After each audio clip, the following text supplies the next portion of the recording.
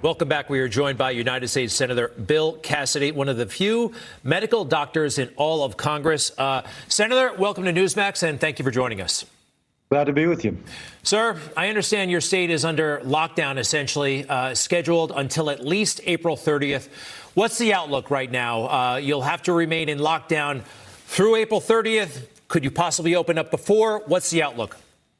I think the governor is following the recommendations of the president. Can we lower the rate of transmission, the rate of death for 2 weeks? If so, we lower it some more 2 weeks, and at every stage we open up more. There's been some limited reopening of elective procedures or semi-elective procedures for medical practices, dental practices. That's good. But I would also argue that we need to start using a lot of public health data that we could lower that rate faster and reopen faster, not just for Louisiana, but for the whole country. Okay, elective surgeries are happening. Is that what you just said? So the governor has said that those time-sensitive surgeries can begin to happen. So imagine a woman who has a breast lump. You wish to do a lumpectomy to remove it, look at it underneath the microscope. You could wait a few more weeks. You really don't want to. Or the fellow that's got blood in his bowel movement. It's a little bit of blood, not hemorrhoids though. I'm speaking as a gastroenterologist, not an emergency, but you really don't want to wait too long on it. That's the sort of thing that can proceed. So you're not really getting in front of the kind of the consensus on this matter. How do you feel about Georgia?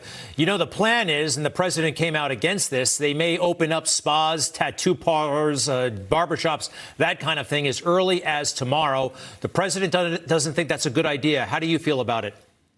Well, I don't know Georgia in particular, but I will speak about principles in general. We have a little bit of a dichotomy here.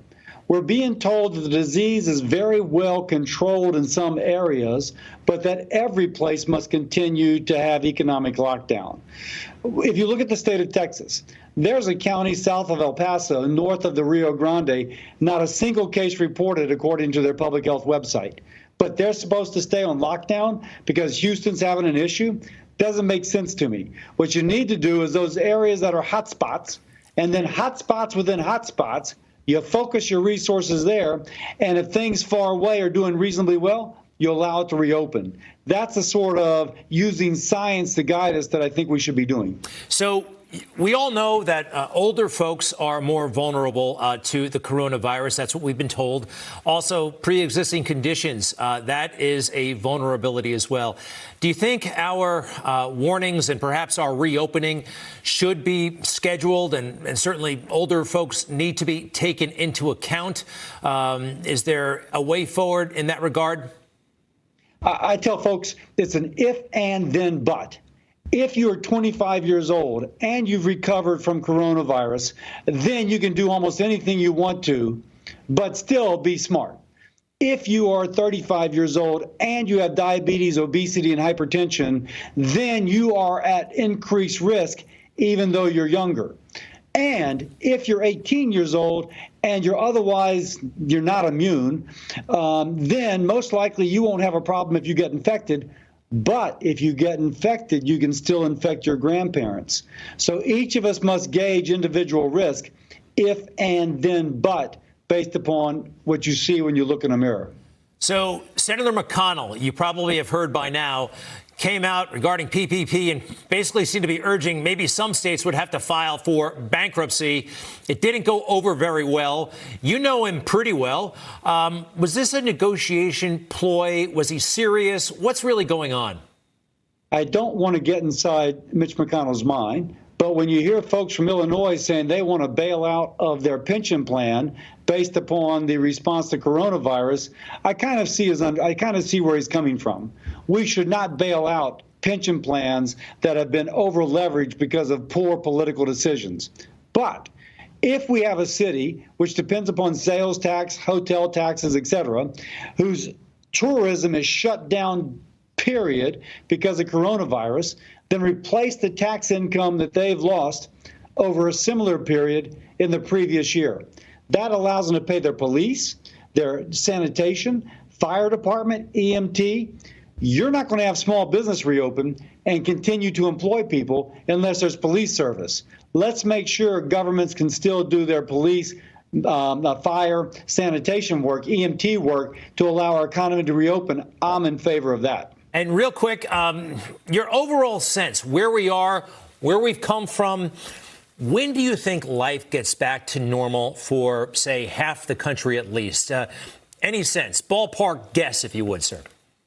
You tell me how quickly we begin to use the information we have before us. We know that there's certain census tracts that are hotbeds of disease. If we are employing all of our resources to go into that census tract and to be able to screen people proactively and quarantine those at risk of infecting others, we flatten the curve quickly. We come back to an open economy quickly. On the other hand, if we just say, we're just going to wait until people come to our drive-up window to test them, and if they're positive, we'll let them know a couple of days later, it could be a while. We need to use science. We need to be proactive. We can't passively sit and wait for things to happen. Well, Senator Cassidy, I got one more last question for you. Dr. Oz told me the other day, a way to fight this, a way to make sure you don't get it, make sure you're getting enough sleep. We all know about the hand washing. We followed the debate about hydroxychloroquine. Is there one little technique or something you might recommend, you're a physician, that folks can do to, just at least help a little bit? Absolutely. Obesity is a major risk factor for dying from coronavirus, no matter your age. Obesity. So if we're going to be in lockdown for 4 to 8 weeks, just start decreasing your weight by a pound a week. You're down 8 to 12 pounds at the end of this, on your way to a better lifestyle. Want to lose weight? Don't eat anything white. No salt, no sugar, flour, no white potatoes, no corn, no white bread. Eat whole wheat, brown, etc. White stuff is bad. If you do that, you'll lose a pound a week, and then you'll be on your way to more protection from coronavirus and better health in general. I love it, Senator Cassidy. Somebody gave me similar advice about 5 years ago, and I dropped about 30 pounds. So that is good advice, everybody. That works. Senator Bill Cassidy, Republican of Louisiana, one of the few physicians in all of Congress. Thank you very much, sir. Thank you. You just watched Newsmax TV, America's fastest growing news channel, now in 65 million homes. Get Newsmax TV on all the major cable systems or go to newsmaxtv.com and click on the Find Newsmax tab to locate us. Remember, Newsmax TV, we're real news for real people.